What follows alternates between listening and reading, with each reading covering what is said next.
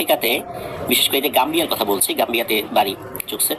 তো সেখানে কিন্তু রাস্তাঘাটের অবস্থা তো ভালো না, চুকসের গ্রামটাও কিন্তু একদম সাইডে। তাদের বাড়িতে যাওয়ার জন্য কিন্তু একদম যে যানবাহনে করে যাবে বিষয়টা এরকম না, প্রায় 2 কিলোমিটার পথ পায়ে হেঁটে যেতে হবে। তো বাংলার দাদুর সাথে চুকস গিয়েছে, চুকস তো তরতাজা যুবক, আর আফ্রিকান যুবকদের শরীরে কিন্তু শক্তি অনেক বেশি। তো এই বাংলার দাদু বলছেন যে দাদু ভাই তুমি ছোট বস্তাটা নাও আর আমাকে বড়টা দাও, চলো বাড়িতে যাই। এটা বলে বাংলার দাদু বড় বস্তাটা পিঠে করে নিয়ে হন হন করে হাঁটা শুরু করলেন। মানে আমরা ছোলা বা পুটলি জাতীয় কোনো জিনিস যেভাবে বহন করে থাকি পিঠে, ওরকম আর কি। তো এতটা পথ পায়ে হেঁটে আসতে হবে, তো পায়ে হেঁটেই ওখান থেকে আসা যাওয়া করতে হয় আর কি। তো চুকস বলেছিল তার পিঠে যে বস্তাটা, এটার ওজন কমপক্ষে 45 কেজির মতো হবেই, আর দাদুর যেটা সেটা 50 কেজির বেশি হবে। চুকসও কিন্তু অনেক শক্তিশালী, এই বস্তাটা বহন করা তার জন্য খুব যে কঠিন বিষয়টা এরকম না। সেও বস্তা কাঁধে নিয়ে দাদুর পিছনে পিছনে হাঁটছে। তো চুকস একটা বিষয় ভাবছে, সেটা হলো যে তার যে দাদু, পাগলার দাদু, তার শরীরে এত শক্তি কোথা থেকে আসছে। এমন ভাবে সে বস্তাটা নিয়ে হেঁটে যাচ্ছে, মনে হচ্ছে যে এই বস্তাটার ওজন খুবই হালকা, মনে হচ্ছে বস্তার মধ্যে কিছুই নাই, ওরা কোনো কষ্টই হচ্ছে না। এদিকে ধীরে ধীরে চুকসের অবস্থা তো বেহাল দশা হয়ে যাচ্ছে, সময় যাচ্ছে, আস্তে আস্তে বস্তাটা তার কাছে আরো ভারী মনে হচ্ছে, যেহেতু শক্তি আস্তে আস্তে শেষ হয়ে আসছে। তো 1 কিলোমিটার আসার পর চুকস পেছন থেকে বলে, দাদু একটু থামো, একটু জিরিয়ে নি।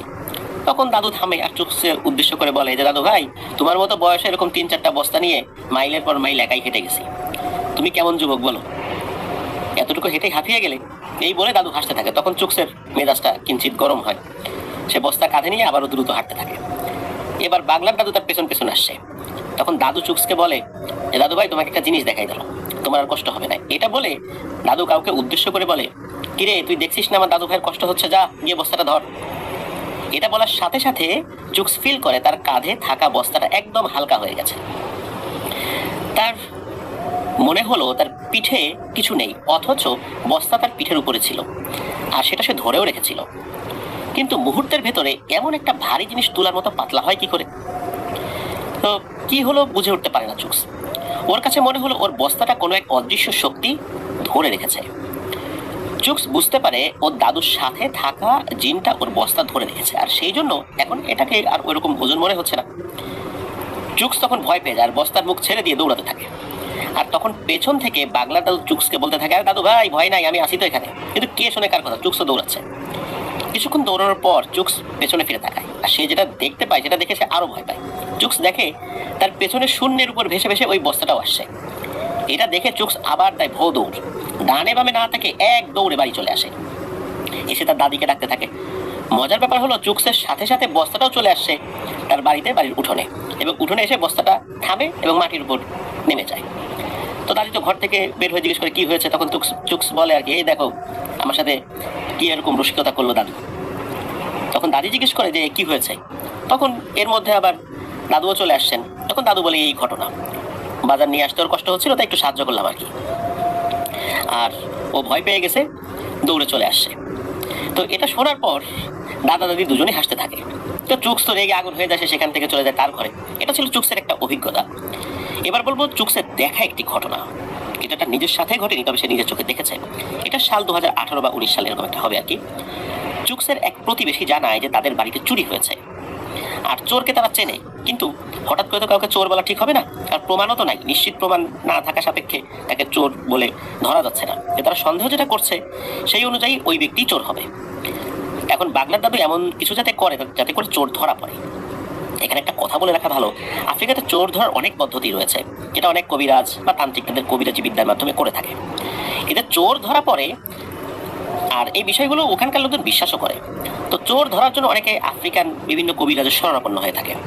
তো বাংলাটা তো জিজ্ঞেস করে চুরিটা কে করেছে। তখন ওই প্রতিবেশী বলে পাশের বাড়ির কেইল নামে একজন ব্যক্তি আছে, সে চুরি করেছে। কেইল হচ্ছে 30-32 বছর একজন যুবক, কোনো কাজ কাম করে না, ভবঘুরে টাইপের লোক, অনেকে আমরা ভাদাইম্মা টাইপের লোক বলি না, ঠিক ওই টাইপের আর কি। আর যে বাড়িতে চুরি হয়েছে তার পাশের ঘর হচ্ছে কেইলের। এই কেইলের চুরি করার স্বভাব আগে থেকেই আছে, বিভিন্ন বাড়িতে সে চুরি করে। তখন দাদু বলে ঠিক আছে কেইলকে ডেকে নিয়ে আসো, আর আশেপাশে যাকে সন্দেহ হয় তাদেরকেও ডেকে নিয়ে আসো। কেইল যে চুরি করেছে এটা তো তুমি দেখো নাই, সন্দেহ করছো, আরো তো সন্দেহভাজন আরো ব্যক্তি থাকতে পারে, তাদেরকেও ডেকে নিয়ে আসো। তো দাদুর কথা মতো ওই প্রতিবেশী চলে যায়, আর কিছুক্ষণ পরে 7-8 জন মানুষ সাথে করে নিয়ে আসে, এই দাদুর সামনে নিয়ে আসে যে মানুষগুলোকে। আর এই মানুষগুলোর মধ্যে সেই কেইলও ছিল যার বিরুদ্ধে অভিযোগ ছিল। তখন দাদু তার সেই প্রতিবেশীকে উদ্দেশ্য করে বলে যে তোমার বাড়িতে যে চুরি করেছে তাদের কেউ যদি এখানে থাকো সে কিন্তু ধরা পড়ে যাবে। আমার কাজ শুরু করার আগে একটা অনুরোধ করছি সবার কাছে, কেউ যদি চুরি করে থাকো তবে সেটা ফিরিয়ে দাও, মাপ চেয়ে নাও তার কাছে, আর ওয়াদা করো চুরি করবে না। এখন স্বীকার করতে হবে না, এখান থেকে চলে যাওয়ার পর প্রয়োজনে তার কাছে গিয়ে স্বীকার করবা। আর যদি সবাই এখন বলো যে তোমরা কেউই চুরি করো নাই, তাহলে কিন্তু আমি আমার পদ্ধতি প্রয়োগ করব। তো উপস্থিত সবাই বলে যে বাগলার আপনি আপনার কাজ করেন, আমরা কেউই চুরি করি নাই, আমরা প্রস্তুত, আর আমরাও দেখতে চাই যে চোরের সাজা হোক। দেখা গেল ওই কেইলও একই কথা বলছে যে হ্যাঁ হ্যাঁ, যে চোর তার শাস্তি হোক, আমিও চাই শাস্তি হোক, আমরা কেউ চুরি করি নাই বা আমি চুরি করি না, এরকম বলছে আর কি। কি আর করা, এই বাগলার দাদু একটা রশি বের করে আনলেন এবং সেটা হাতে নিয়ে মন্ত্র পড়া শুরু করলেন। মন্ত্র পড়ে রশিটাকে একটা গাছের ডালে ঝুলিয়ে বাঁধলেন। তখন দাদু বললেন যে এক এক করে এই রশি ধরে টান মারো। কিভাবে টান দিতে হবে দাদু সেটা দেখিয়েও দিলেন, যে চোর সে ধরা পড়ে যাবে আর বাকিদের কিছু হবে না। দাদুর কথা মতো এক এক করে সবাই রশি ধরে টান মারতে থাকে, সবাই রশি ধরে টান মারে, আবার ছেড়ে দেয়, চলে যায়, তাদের কিছু হয় না। কেইলকে দেখে কিছুটা নার্ভাস মনে হচ্ছিল। তো সবাই যখন রশি ধরে টান মানে মারবে বা মেরেছেও, একজন শুধু বাকি শুধু এই কেইল। এবার দাদু কেইলকে বলে, কেইল তুমি কিন্তু বিপদে পড়ে যাবে রশি ধরার সাথে সাথে, এখনো বলছি যদি চুরি করে থাকো স্বীকার করো, ফেরত দিয়ে দাও। কেইল ভাবছে যাবে দূর, এই বুড়োটা কি বলে, এসবে কিছু হয় নাকি, সেই চিন্তা করেছে কিছু হবে না এরকম চিন্তা করছে। তো কেইল বলে বাগলা আর আমার কিছু হবে না, আমি চুরি করি নাই। তখন দাদু বলে বেশ তবে যাও রশি ধরে টান মারো। তখন কেইল এগিয়ে যায়, যখনই সে রশি ধরে টান মেরেছে তখনই ওই রশির ডাল থেকে খুলে মুহূর্তের মধ্যে কেইলকে পেঁচিয়ে ধরে। পুরো রশি কেইলের শরীর পেঁচিয়ে ধরে, ঠিক যেমন অজগর সাপ তার শিকারকে পেঁচিয়ে ধরে। কেইল সাথে সাথে মাটিতে পড়ে চিৎকার করতে থাকে আর গড়াগড়ি খেতে থাকে। তো কেইল বলে ও বাবা গো মাগো আমাকে ছেড়ে দাও। তখন দাদু বলে এখন চেঁচিয়ে লাভ নেই কেইল, তোমাকে তখন বলেছিলাম কিন্তু তুমি তো স্বীকার করলে না, এখন এই রশি আর তোমাকে ছাড়বে না, আস্তে আস্তে এই রশি তোমাকে চাপতে থাকবে আর তোমার হাড়গোড় গুঁড়ো হয়ে তুমি এখানেই মারা যাবে। তখন কেইল বলে আমার ভুল হয়ে গেছে, আমি আর কখনো চুরি করবো না, আমাকে মাফ করে দিন, আমি কথা দিচ্ছি চুরি করা সব মাল আমি ফিরাই দিব। তো এই বলে সে চিৎকার করতে থাকে। তো উপস্থিত সবাই তখন বলছে দাদুকে যে চোরের শাস্তি হোক, ওকে ঠিক করবেন না, এইভাবেই থাকুক মরুকো, বহু জ্বালাতন করছে। তখন দাদু বলে ঠিক আছে চোরের শাস্তি হওয়া উচিত, কিন্তু এইভাবে বেশিক্ষণ থাকলে মারা যাবে। তো এইভাবে তো একটা মানুষকে মেরে ফেলা যায় না, পুলিশ আছে তার হাতে দিতে হবে, এভাবে তো মেরে ফেলা যাবে না, যেহেতু বুঝে গেছো যে সে চোর আর সেও মাল ফেরত দিতে চাইছে, সুতরাং আর তো ওকে শাস্তি দেওয়াটা ঠিক হবে না। ওদিকে কেইলও বলছে এবার মতো মাফ করে দিন, কথা দিচ্ছে আর কখনো চুরি করবো না। তখন সবার কাছে ক্ষমা চায় এবং চুরি হওয়া মাল ফিরিয়ে দেওয়ার জন্য প্রতিশ্রুতি দেয়। এরপর কি হয়, ওই বাগলার দাদু মন্ত্র পরে ওই দড়িতে কিছু যখন পানি ছিটিয়ে দিয়েছেন তখন ওই দড়িটা একদম একটা সাধারণ দড়ির মতো হয়ে গেছে আর কি। মানে কোন একটা দড়ি যদি শরীরে পেঁচিয়ে থাকে সেটা খুলে দিলে যেভাবে পড়ে যায় মাটিতে ওইভাবে। তো যাই হোক, এই ঘটনা কিন্তু এখানে শেষ না। এই ঘটনা 2 দিন পরে একদিন রাতে একটা চেঁচামেচির শব্দ শুনে সবার ঘুম ভেঙে যায়। দ্রুত ঘর থেকে বের হয়ে এসে দেখে যে কেইলকে কোনো এক অদৃশ্য শক্তি ধরে ধরে আছাড় মারছে। কি হচ্ছে সব বুঝে ওঠার আগে দাদু কেইলের কাছে যায়। তখন অবশ্য সবকিছু স্বাভাবিক হয়ে গেছে, কেইল তো প্রচন্ড ব্যথায় আর্তনাদ করছে। তো কি হচ্ছে সব মাথায় কারো আসছে না বাড়ির। তখন সবাই খেয়াল করে যে দাদু যে ঘরে বসে কবিরাজি করে তার দরজার সামনে তেলের একটা বোতল পড়ে আছে। পরবর্তীতে আসলে সবাই জানতে পারে ঘটনাটা কি হয়েছে। মূলত কেইল যখন চোর সাব্যস্ত হলো তখন কেইল প্রচন্ড যন্ত্রণা পেয়েছিল আর অপমানিত হয়েছিল। আফ্রিকাতে যারা এসব কবিরাজি করে থাকে তাদের একটা নির্দিষ্ট ঘর থাকে আর তারা সেখানে বিভিন্ন ধরনের এই তন্ত্রমন্ত্রের বিভিন্ন উপকরণ রাখে, বিভিন্ন ধরনের কাজ করে ওখানে বসে। তো লজ্জায় অপমানে রাগে কেইল চিন্তা করে যে এই বাগলার দাদুর কবিরাজির যে ঘরটা রয়েছে সেটাতে পেট্রোল ঢেলে আগুন লাগিয়ে দেবে। কিন্তু এই কেইল জানতো না যে এই কাজ করতে গেলে তার জন্য কি বিপদ অপেক্ষা করছে। মূলত সে গভীর রাতে যখন চোখসের বাড়িতে আসে ওই ঘরটা জ্বালানোর জন্য, তখন বাগলার দাদুর অনুগত জিন তাকে আক্রমণ করে বসে তাকে তুলে আছাড় মারতে থাকে। আর এই কারণে তার শরীরের অনেক জায়গার হাড় ভেঙে যায় এবং সে মারাত্মক আহতও হয়। তো এরপরে কেইল চিকিৎসা নিয়েছিল, তার হাড় জোড়া লেগে গেলেও কেইল কিন্তু আর পরিপূর্ণভাবে কখনোই স্বাভাবিক হতে পারেনি। সে এখনো অস্বাভাবিকই রয়েছে। অস্বাভাবিক বলতে সে মানে মানসিকভাবে সুস্থ, কিন্তু সে স্বাভাবিকভাবে হাঁটাচলা করতে পারে না। তো এটা ছিল চোখসের দেখা একটি ঘটনা। এবার আমরা আসি আমাদের এবারের এপিসোডের মূল ঘটনাতে। তো এই ঘটনাটা আসলে খুবই অদ্ভুত টাইপের একটি ঘটনা। চুকস বলেছিল এটা তার দাদুর জীবনের স্মরণীয় এবং কঠিনতম একটা সময় ছিল। তো এটার মাধ্যম দিয়ে উনি অনেক কিছু শিখেছেনও বটে, অনেক মানুষের উপকারও করতে পেরেছেন। তো চলুন শুরু করি আসলে এই ঘটনার শুরুটা। সাল 1975 বা তার আশেপাশের একটা সময় হবে, তখন এই বাগলার দাদু মাত্র কবিরাজি শুরু করেছেন। মনে রাখা ভালো, কবিরাজের এই বিদ্যাটা উনি বংশ পরম্পরায় পেয়েছিলেন, তার বাবা, তার দাদা, এইভাবে আসছে আর কি। তখন শুধু চুকসের বাবার জন্ম হয়েছে, তো উনি কিছু কৃষি কাজের পাশাপাশি কবিরাজি করছেন আর কি, মানে এই বাংলার দাদু। তো একদিন উনি জানতে পারেন যে আফ্রিকার দেশ মালি, এই মালি থেকে একজন তান্ত্রিক এসেছেন তাদের এলাকায় একজন চিকিৎসা করতে। তো ওই তান্ত্রিক মূলত একজন মহিলার উপরে কালো জাদু কাটানোর জন্য এত দূর থেকে সেই মালি থেকে গাম্বিয়াতে এসেছেন। তাহলে বোঝাই যাচ্ছে সে অনেক বড় মাপের একজন তান্ত্রিক। একটা কথা বলে রাখা ভালো যে আফ্রিকায় যারা কবিরাজ রয়েছেন, মানে যারা বড় মাপের কবিরাজ, তারা আফ্রিকার বিভিন্ন দেশে কিন্তু যান বিভিন্ন কাজের জন্য। তার কারণ হচ্ছে সেখানে জাদু করার হাজারো পদ্ধতি রয়েছে, আবার এগুলো কাটানোরও অনেক ধরনের পদ্ধতি রয়েছে। কাটানোর পদ্ধতিগুলো সবাই জানে না, নির্দিষ্ট জাদু করার পর ওটা কাটানোর আবার অন্য ধরনের পদ্ধতি রয়েছে, সেই জাদু বুঝে সেটা আবার কাটায়, এবং যারা কাটাতে পারেন তারা আবার বিভিন্ন জায়গায় গিয়ে সেগুলো করেন আর কি। তো এখন যেহেতু অনেকভাবেই যাওয়া যায়, যোগাযোগ ব্যবস্থার যতটুকু উন্নয়ন হয়েছে এখন তো মোটামুটি যাওয়া যায়, একটা সময় তো আসলে এইভাবে যাওয়া যেত না। আর 1975 সালে মোটামুটি সেখানেও কিন্তু বিমান সার্ভিস ছিল, যার ফলশ্রুতিতে দূর থেকে যে তারা পায়ে হেঁটে আসবেন বিষয়টা কিন্তু এরকম না। তো যাই হোক, তো এক এক কবিরাজ এক এক ধরনের ট্রিটমেন্ট করতে পারদর্শী ছিলেন। দেখা যাচ্ছে যে কেউ শুধু মাথা ব্যথার ট্রিটমেন্ট করতে পারতেন, কেউ হাড় ভাঙা ট্রিটমেন্ট করতে পারতেন, কেউ জ্বর সারানোর ট্রিটমেন্ট করতে পারতেন, কেউ বসন্ত রোগের ট্রিটমেন্ট করতে পারতেন, মানে এক এক কবিরাজ এক এক ধরনের বিদ্যায় পারদর্শী ছিলেন। তো যাই হোক, বাংলার দাদু খবর পেয়ে ওই মালির তান্ত্রিক গুরুর সাথে দেখা করতে যান। গিয়ে দেখেন যে ওই তান্ত্রিক গুরু একটা বাড়িতে এক মহিলার চিকিৎসা করছে। এই মহিলার উপর তাদের এক আত্মীয় ভয়ঙ্কর কালো জাদু করেছিল বলে শুনতে পাওয়া যায়।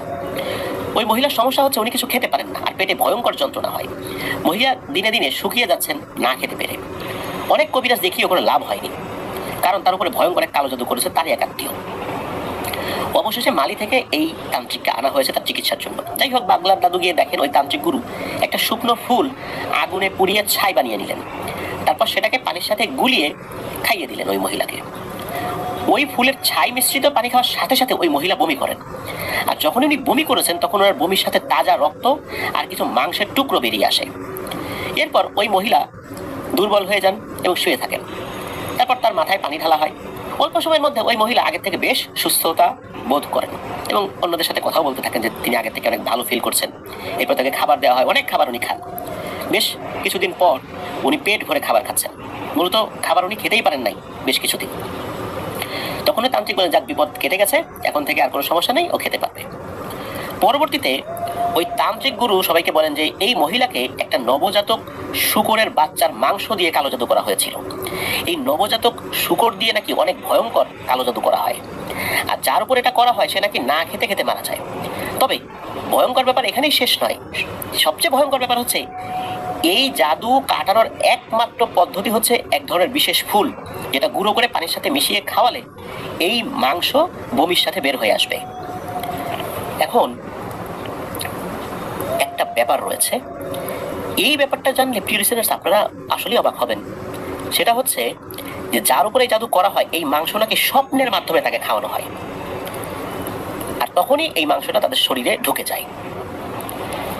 শুধু এই ফুল দিয়ে চিকিৎসা ছাড়া এই ধরনের জাদুর নাকি কোনো ট্রিটমেন্ট আফ্রিকাতে নেই। তো যাই হোক, যার উপরে জাদু করা হয় তিনি অত্যন্ত যন্ত্রণা ভোগ করেন এবং এই রোগী সর্বোচ্চ 40 দিন জীবিত থাকে। কারণ হচ্ছে যে একে তো শারীরিক যন্ত্রণা, তারপর কোনো কিছু না খেতে খেতে শরীর দুর্বল হয়েই মারা যায়। প্রথমে পেট ব্যথা হতে থাকে, সেটা ধীরে ধীরে বাড়তে থাকে, খাবার খেলে বমি হয়, একসময় রক্ত বমি হয়, এরপর শরীর দুর্বল হয়ে যায়, ধীরে ধীরে মারা যায়। মোটামুটি 40 দিনের মধ্যেই এই প্রক্রিয়াটা শেষ হয়। যার শরীর খুব স্ট্রং সেও সর্বোচ্চ 40 দিন বেঁচে থাকে, আর যে এমনিতে দুর্বল সে আরও আগে মারা যায়, আরও দুর্বল হয়ে। যাই হোক, এই তান্ত্রিক গুরু এই ধরনের কথা বলছিলেন, তো উপস্থিত লোকদের মধ্যেই বাংলার দাদু তো ছিলেন। তো বাংলার দাদু অপেক্ষা করতে থাকেন এই তান্ত্রিক গুরুর সাথে কথা বলার জন্য। অবশেষে তিনি সুযোগও পেয়ে যান।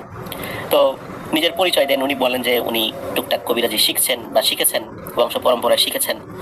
মালির ওই তান্ত্রিক গুরুর সাথে উনি গল্প করা শুরু করে দেন। তো উনি দেখেন যে এই তান্ত্রিক গুরু আসলে সাধারণ কোনো তান্ত্রিক নয়, উনি অনেক বড় মাপের একজন তান্ত্রিক। এবং আরও ভালো যে ব্যাপারটা সেটা হচ্ছে এই তান্ত্রিক গুরু অত্যন্ত বিনয়ী, ভদ্র একজন মানুষ।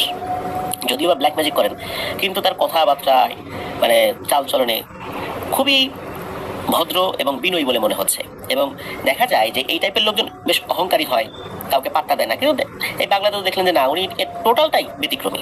তাহলে বোঝা যাচ্ছে যে উনি বড় মাপের সাধক, কারণ অনেক বড় মাপের সাধকরা কখনোই তাদের আচার আচরণে তিনি যে অনেক কিছু জানেন এটা প্রকাশ করতে দিতে চান না, এমন ভাব ধরে থাকেন যে আসলে উনি কিছুই জানেন না। তো ওনার এই বিনয়ী এবং ভদ্র ভাব দেখে বাগলার দাদু ওনার প্রতি খুব ভক্ত হয়ে যান, যেটা বলতে হবে আর কি।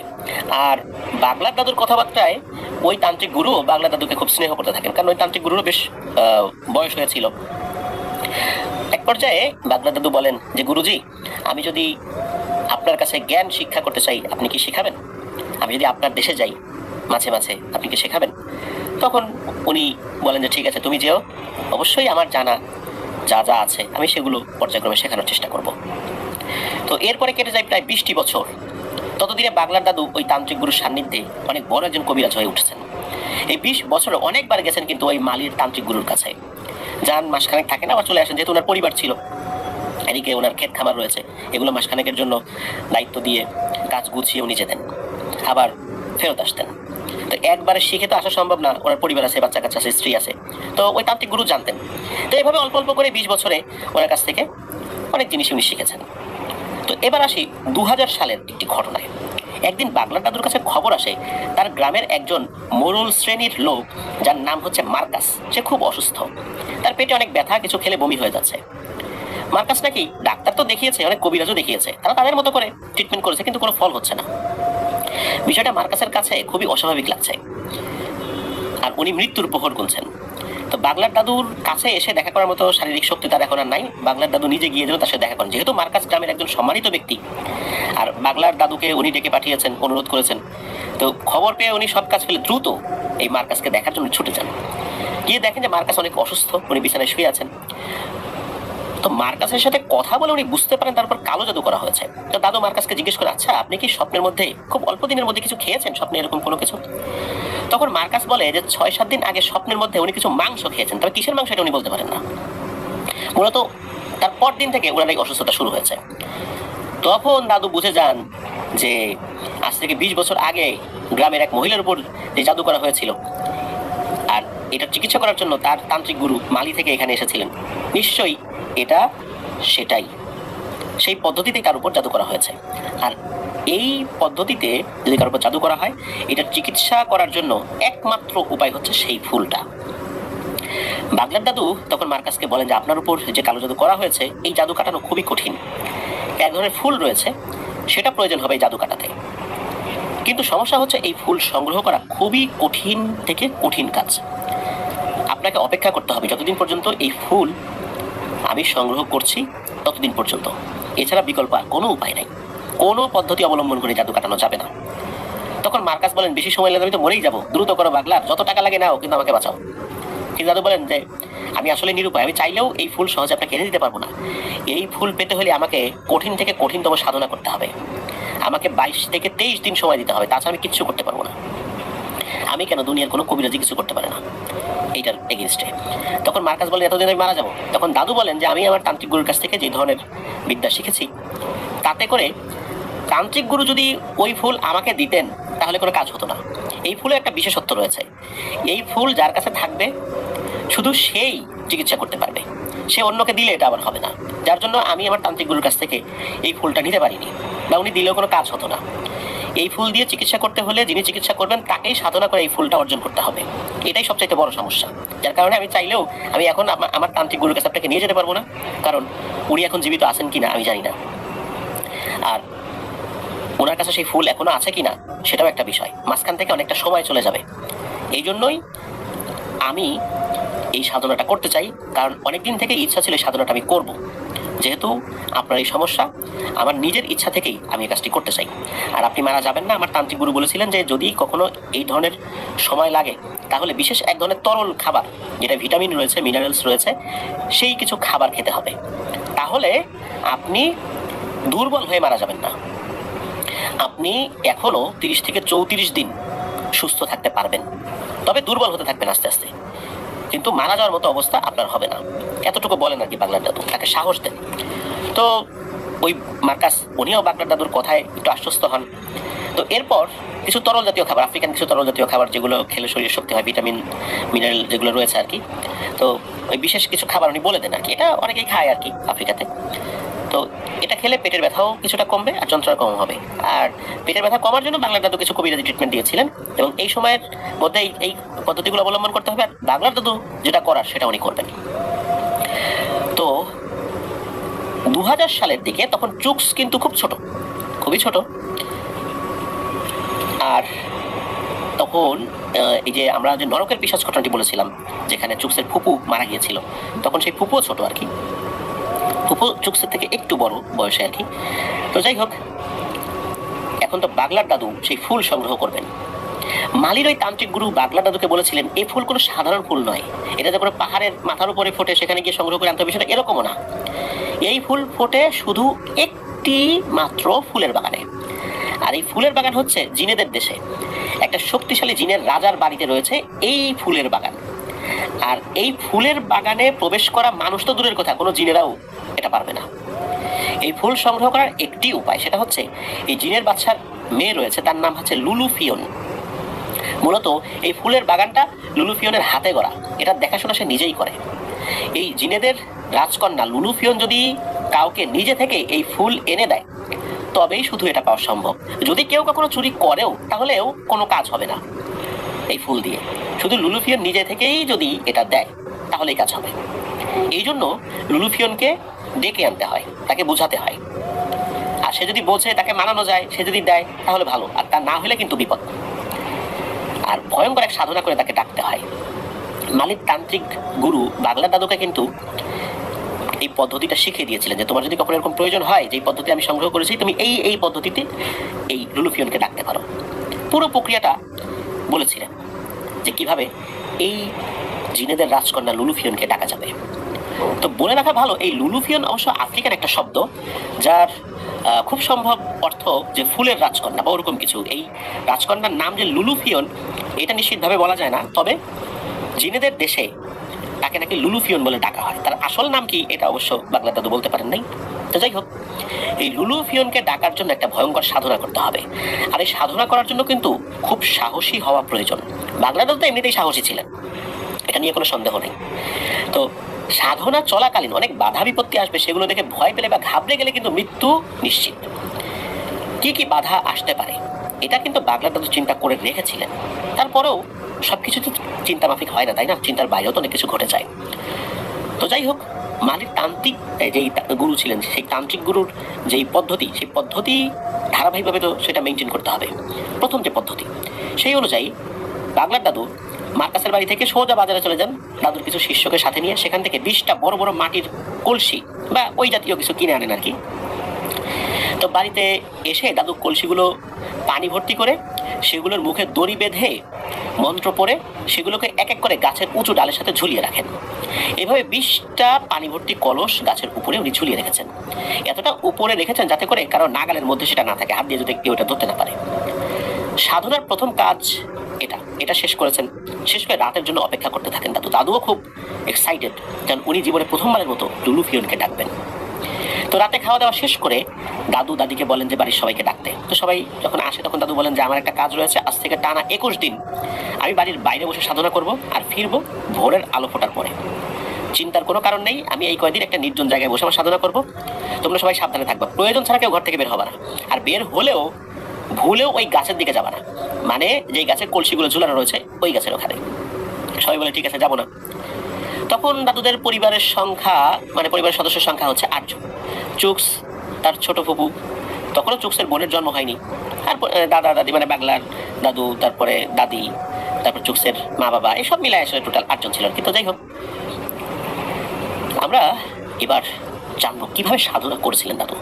তো সবার সাথে কথা বলে দাদু তো তার সাধনা সম্পন্ন করতে বের হয়ে গেছেন। তিনি একটা নির্জন জায়গা বেছে নেন। প্রথমে সেখানে একটা গোল বৃত্ত এঁকে সেখানে বসে পড়েন। তারপর ওই মালির তান্ত্রিক গুরুর শেখানো মন্ত্র পড়তে থাকেন চোখ বন্ধ করে। বেশ কিছুক্ষণ তন্ত্রমন্ত্র পড়ার পর দাদু একটা শব্দ শুনতে পান, কেউ দাদুর নাম ধরে ডাকছে। তিনি চোখ খুলে তাকান, তবে দাদু কিছু দেখতে পান না। দাদু সেটাকে পাত্তা না দিয়ে আবার মন্ত্র পড়তে থাকেন।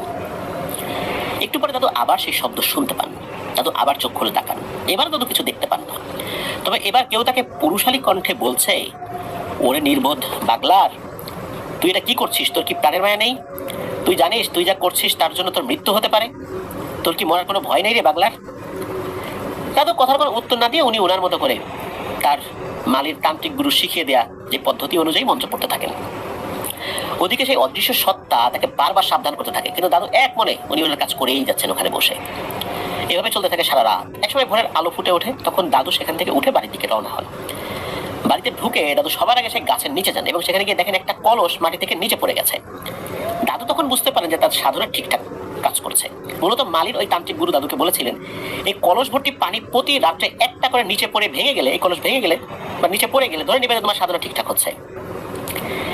বাড়িতে ফেরার পর দাদি ও বাড়ির অন্যান্য সদস্য দাদুকে জানান যে মাঝরাতে একটা শব্দে তাদের ঘুম ভেঙে যায়। মনে হচ্ছিল বিশাল কোনো কিছু একটা তাদের বাড়ির দিকে হেঁটে আসছে, আর সেটা হেঁটে আসার কারণে মাটিতে ধূপধাপ শব্দ হচ্ছে, মাটি হালকা কেঁপে উঠছিল, মনে হচ্ছে হালকা ভূমিকম্প হচ্ছে। একসময় ধপাস করে একটা আওয়াজ হলো, যেটা ছিল এই কলস ভাঙার শব্দ। তারপর ওই জিনিসটা আবার ধূপধাপ শব্দ করতে করতে মনে হলো যেদিক থেকে এসেছিল ওইদিকে চলে গেল। দাদু যেহেতু নিষেধ করেছিলেন যে কাউকে বাইরে বের না হতে, এই জন্য ঘর থেকে কেউ বাইরে বের হন নাই। এভাবেই প্রথম দিনের কাজ সম্পন্ন হয়। এভাবে টানা 7 দিন চললো। এই 7 দিনে দাদু যখন এই জায়গায় একটা নির্দিষ্ট জায়গায় সাধনা করতেন, একটা গন্ডি এঁকে, একটা গোল, একটা বৃত্ত এঁকে, তখন ওই অদৃশ্য সত্তাটা তার কাছে এসে বিভিন্ন ধরনের হুমকি ধামকি দিত। তবে দাদু চোখ খুলে কিছু দেখতে পেতেন না। দাদু এক মনে তার সাধনা করেই যেতেন। আর ভোরের আলো ফোটার পর বাড়িতে এসে দাদু দেখতেন যে ওই কলস গাছের নিচে ভেঙে পড়ে আছে, প্রতিদিন একটা করে। আর বাড়িতে এসে দাদু সবার কাছে শুনতে পেতেন ওই রাতে, মানে প্রত্যেক রাতে, প্রথম রাতে যেটা হয়েছিল, ধূপধাপ করে কেউ একজন আসে, তপাস করে শব্দ হয়, কলস ভাঙে, আবার চলে যায়। তো এভাবে প্রতি রাতেই হয়। তো এর মাঝে কি হয়েছে, এই চুকসের বাবা কৌতূহলবশত যখন ওই যে ধূপধাপ শব্দ হচ্ছিল, উনি ঘর থেকে চুপি চুপি বের হয়েছেন বাইরে কি হয় সেটা দেখার জন্য। উনি তার গাছের কাছে যান নাই, মানে দূর থেকে দেখবেন আর কি।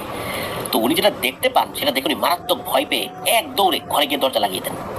চুকসের বাবা দেখেন একটা বিশাল আকৃতির দৈত্যের মতো অবয়ব, যার উচ্চতা আনুমানিক 30 ফুট মতো হবে।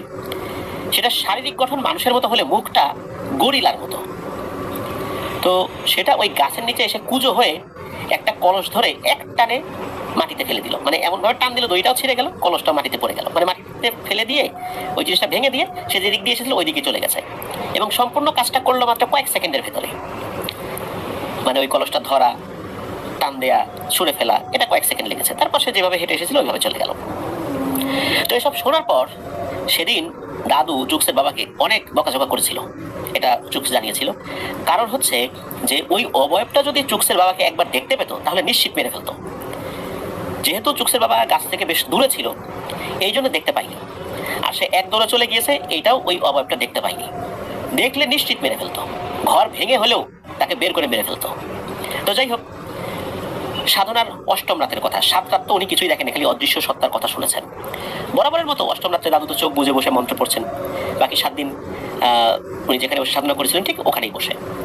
হঠাৎ দাদু অন্যান্য দিনের মতো কোনো কিছু শব্দ শুনলেন। শব্দ শুনে চোখ খুলে তাকান। তিনি আবছা আলোয় দেখতে পান বিশাল একটা গোলাপি রঙের ষাঁড় দাদুর থেকে একটু সামনে দাঁড়িয়ে আছে, আর সেটা রাগে পা দিয়ে মাটি খুঁড়ে দাদুর দিকে সেই মাটি ছুঁড়ে মারছে। খুর দিয়ে মাটি খোঁড়ার সময় এক ধরনের শব্দ হচ্ছে। মূলত এই শব্দ শুনেই দাদুর ধ্যান ভঙ্গ হয়, আর উনি চোখ খুলে তাকান। অবাক করা বিষয় হলো, ষাঁড়ের ছোড়া ওই মাটিগুলো দাদুর গণ্ডির ভেতরে প্রবেশ করছে না। ষাঁড়টির চোখ জলজল করছে, রাগে ষাঁড়টা ফুসফুস শব্দ করছে। এই বুঝি দাদুকে আক্রমণ করে বসে। এমন বড় ষাঁড়কে এত কাছে দেখার পর যে কোনো সাহসী কবিরাজেরও কিন্তু ভয়ে পিলে চমকে যাবে। দাদুর এর ব্যতিক্রম হয়নি। কয়েক সেকেন্ডের জন্য ভয়ে ওনার মন্ত্র পড়া থেমেও গিয়েছিল। তখন কিন্তু দাদুর মনে পড়ে যে তার মালির তান্ত্রিক গুরু বলেছিল, যা কিছু হয়ে যাক মন্ত্র পড়া কিন্তু বন্ধ করো না। বেশিক্ষণ মন্ত্র পড়া বন্ধ রাখলে তাহলে কিন্তু তুমি দুর্বল হয়ে পড়বে, আর তোমার যতই শক্তিশালী গণ্ডির মধ্যে থাকো ওই জিনিসটা তোমাকে আক্রমণ করে বসবে। তো ওই কথাটা মনে পড়ার পর আবার উনি মন্ত্র পড়া শুরু করবেন এবং করেনও। তো দাদু দেখেন যে উনি যখন মন্ত্র পড়া শুরু করেছেন তখনও ওই গোলাপি রঙের ষাঁড়টা দাঁড়িয়ে দাঁড়িয়ে মাটি খুঁড়তে থাকে, ফুসফুস শব্দ করছে, মাটি তার দিকে ছুঁড়ে মারছে। এইভাবে ষাঁড়টা রাত চলে। উনি তো চোখ বন্ধ করে মন্ত্র পড়ছেন, মাঝে মাঝে চোখ খুলে দেখেন যে ওই ষাঁড়টা আছে কিনা। উনি দেখেন যে আছে। তো এক সময় ভোরের আলো ফোটে আর ওই দানবীয় ষাঁড়টাও অদৃশ্য হয়ে যায়। এরপর 9ম রাতে দাদু যখন একইভাবে বসে মন্ত্র পড়ছিল তখন দাদু ফিল করে চারপাশে মনে হচ্ছে ভূমিকম্প হচ্ছে। উনি যেখানে বসেছিলেন সেই জায়গার মাটি কাঁপছে। দাদু চোখ খুলে দেখেন বিশাল একটা দানব, যার শরীর মানুষের মতো কিন্তু মুখটা গরিলার মতো। তার উচ্চতাও 30 ফুট। উনি বুঝতে পারলেন যে এইটাই সেই অবয়ব, যেই অবয়বটা প্রতি রাত্রে ওই একটা একটা করে কলস ভাঙে। ওই দানবটা দাদুর দিকে ছুটে আসছে, এমন গতিতে ছুটে আসছে মনে হচ্ছে এক্ষুনি দাদুকে পায়ের নিচে পিষে মেরে ফেলবে। এমন দৃশ্য দেখার পর কোনো মানুষের পক্ষে কিন্তু বসে থাকা সম্ভব না, উল্টো ঘুরে দৌড় দিতে হবে। আর এই দৃশ্য দেখার পর ভয় পাবে না এমন মানুষ আসলে পৃথিবীতে খুঁজে পাওয়া দুষ্কর। তা দাদুও তো প্রচন্ড ভয় পেয়েছেন, চিন্তা করছেন যে এখনই বুঝি এই অবয়বটা এই বেষ্টনী ভেদ করে তার কাছে চলে আসবে। অনেক শক্তিশালী অবয়বের কিন্তু সেই ক্ষমতা আছে, তারা তাদের মতো করে মন্ত্র পড়ে যে কোনো বেষ্টনী কিন্তু ভেদ করতে পারে। আর এই অবয়বটা যদি ওই রকম হয় তাহলে তো বিপদ। তো উনি চিন্তা করলেন যে যেহেতু 7-8 দিনে এই বেষ্টনী কেউ ভেদ করতে পারেনি, তাহলে আজকেও পারবে না। দাদু অনেক কষ্ট করে নিজেকে ধরে রাখার চেষ্টা করে, উনি মন্ত্র পড়ছেন। ওই দানবটা তো গর্জন করতে করতে দাদুর দিকে এগিয়ে আসে এবং এমন কাছাকাছি চলে আসে যে দাদুর শরীর থেকে ওই অবয়বটার দূরত্ব সর্বোচ্চ 1 হাত ছিল। জাস্ট খালি ওই বেষ্টনীর বাইরে ছিল ওই অবয়বটা। সে দ্রুত ছুটে এসে ওই বেষ্টনীর ওখানে দাঁড়িয়ে যায়। তো দাদুর তো ভয় অবস্থা খারাপ। শুরুতেই বলছি যে যত বড় শক্তিশালী কবিরাজি হোক না কেন, এই ধরনের সিচুয়েশনে ভয় মানুষ পাবেই। দাদু ভয় বা যে কোনো কারণেই হোক আরো জোরে জোরে উনি মন্ত্র পড়ছিলেন। দাদুর মুখ দিয়ে একদম ফেনা উঠে যাচ্ছিল, তা উনি মন্ত্র পড়া থামাচ্ছেন না। এভাবে চলে সারা রাত। এই বিভীষিকাময় মুহূর্ত তখনই শেষ হয় যখন ভোরের আলো ফোটে। দাদুর মনে হচ্ছিল এই রাতটা শেষই হচ্ছে না। প্রতি রাত্রেও যেহেতু এই সমস্যা হচ্ছে, কিন্তু তারপরও এই রাতটা, বিশেষ করে এই 8ম রাতটা, তারপরে 9ম রাত, এইগুলো মনে হচ্ছে শেষই হচ্ছিল না। 10ম রাত্রে দাদু দেখেন বিশাল আকৃতির অনেকগুলো সাপ চারপাশ থেকে দাদুকে ঘিরে রেখেছে আর ফোনা তুলে ফোসফোস করছে। এর মধ্যে আবার কিছু কিছু সাপ ছিল অ্যানাকোন্ডা জাতীয়। অ্যানাকোন্ডা সাপ অনেক বড় হয়, মোটা হয়, যেগুলো ফোনা তুলতে না পারলেও সেগুলো আবার চারদিকে ঘুরছে। মনে হচ্ছে আস্তে আস্তে আস্তে আস্তে ঘুরতে ঘুরতে দাদুকে পেঁচিয়ে ধরবে। কিন্তু যতই ঘুরুক না কেন, ওখানে ওই ফনা ধরা সাপগুলো ছিল, তারাও ফোসফোস করছে। কিন্তু ওই অ্যানাকোন্ডা গোছের সাপগুলো যতই ঘুরছে, আস্তে আস্তে মনে হচ্ছে ওই বৃত্তটার কাছে আসছে। কিন্তু কাছে আসলেও ওই বৃত্তটার একটা জায়গায় এসে ওরা আর নিজেকে সংকীর্ণ করতে পারছে না, শুধু ওইটুকুর মধ্যেই ঘুরছে। তো দাদু তো বুঝতে পেরেছেন যে এগুলো আসলে চলতেই থাকবে, তার সাহস ধরে রাখতে হবে।